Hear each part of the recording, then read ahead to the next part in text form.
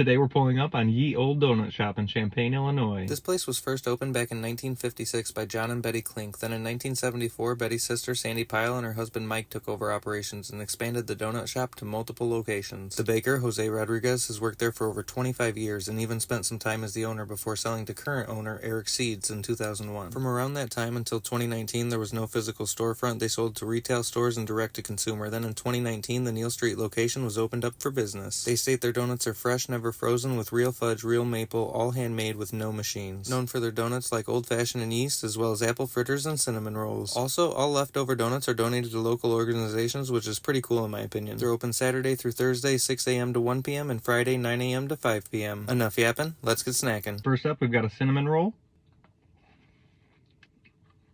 Pretty solid. It's got a nice, moist, soft, bouncy dough, and that glaze and cinnamon sugar is pretty solid. 8 out of 10. Next up, we've got an Oreo one. It's got that same yeast donut as the cinnamon roll, plus a plethora of Oreos and some white chocolate. This is pretty spectacular. 9.3 out of 10. Next up, we've got their Bavarian cream. That's pretty fantastic. That's probably the most custard filling I've ever seen in one of these, and the chocolate frosting on top is pretty solid as well. 9 out of 10. Next up, we've got a blueberry long john.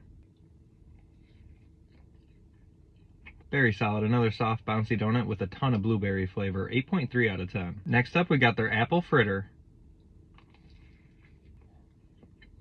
Wow. Honestly, that's one of the best apple fritters I've ever had. There's a ton of apples and cinnamon sugar in there, and the glaze on top is perfect. It's also super dense. 9.6 out of 10. Last, but most certainly not least, is the maple bacon long john.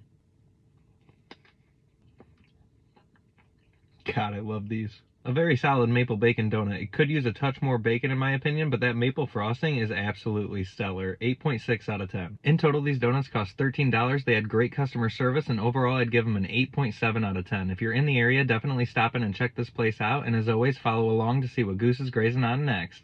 Peace!